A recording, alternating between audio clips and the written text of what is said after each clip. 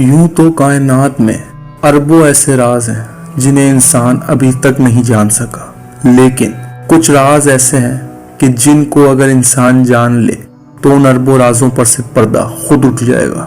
साइंसदानों के मुताबिक ऐसे ही एक राज का नाम है ब्लैक होल। ब्लैक होल के कॉन्सेप्ट की शुरुआत 1783 में बरतानिया के मशहूर फलसफी जॉन मिशेल के रॉयल सोसाइटी को लिखे गए एक लेटर से होती है, जिसमें वो एक ऐसे जिस्म और बॉडी की बात करते हैं कि जिससे लाइट भी फरार नहीं कर सकती।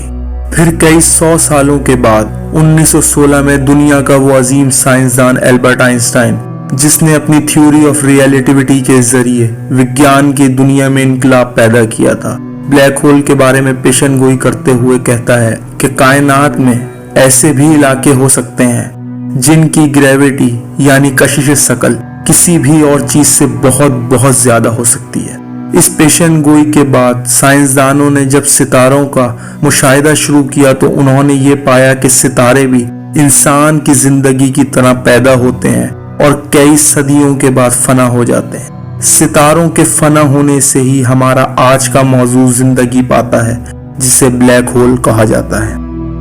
ब्लैक होल की इस्तिलाह अमेरिकन एस्ट्रोनॉमर जॉन वेलन ने 1997 में इस्तेमाल की थी। हम सब जानते हैं कि कायनात में हमारी जमीन से कई अरबों खरबों गुना बड़े सितारे मौजूद हैं। ब्लैक होल का वजूद अमल में इस तरह आता है कि जब ये बड़े बड़े सितारे बूढ़े होकर अपनी जिंदगी के अख्ताम पर पहुंचते हैं तो उनका बॉन्डिंग स्ट्रक्चर खत्म होने की वजह से वो अपनी ग्रेविटेशनल पोटेंशियल एनर्जी को बाहर की तरफ धकेलते हैं, जिसकी वजह से एक बहुत बड़ा धमाका होता है जिसे साइंस की जबान में सुपरनोवा कहा जाता है। सुपरनोवा लातीनी जबान का लफ्ज है जिसके मायने हैं बहुत नया।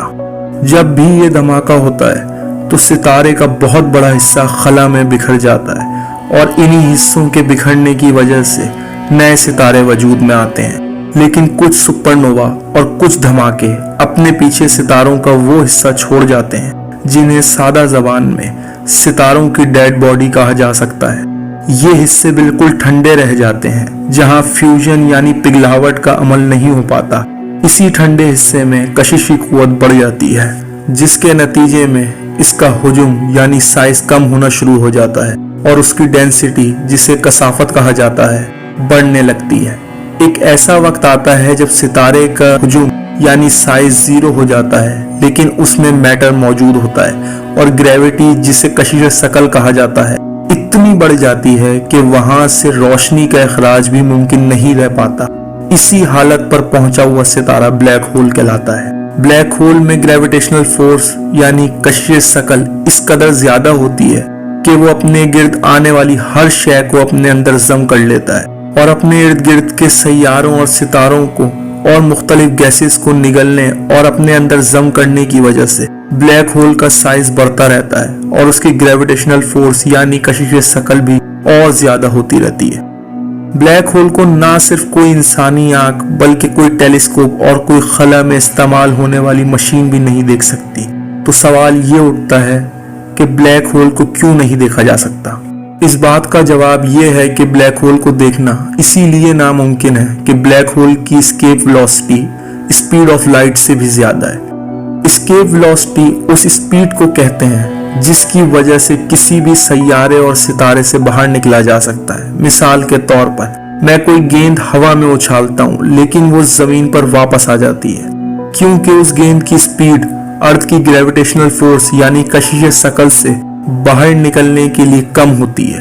लेकिन अगर मैं कोई भी चीज अर्थ पर 11.19 किलोमीटर पर सेकंड की रफ्तार से उछालूंगा तो वो प्लेनेट अर्थ से बाहर निकल जाएगी।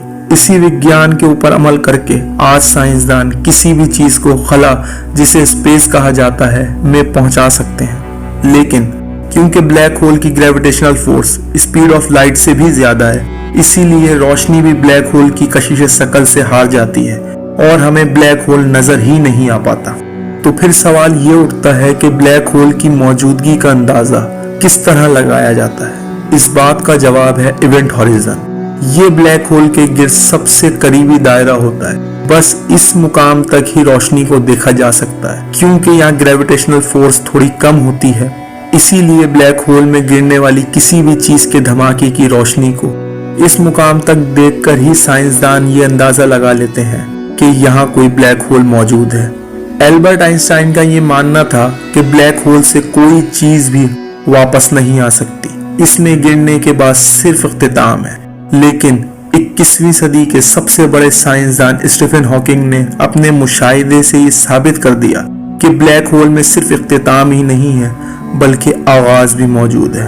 हॉकिंग्स के मुताबिक ब्लैक होल हर वक्त रेडिएशन की फॉर्म में मास और एनर्जी इमिट करते रहते हैं, जिसे हॉकिंग रेडिएशन कहा जाता है। और जब ब्लैक होल के गिर्द कोई सैयारा और सितारा नहीं रहता और वो कुछ नहीं निकल पाते तो वो एनर्जी और मास को इमिट करने की वजह से खत्म हो जाते हैं। और यही ब्लैक होल की मौत साइंस की जबान में ब्लैक होल एवोपरेशन कहलाती है।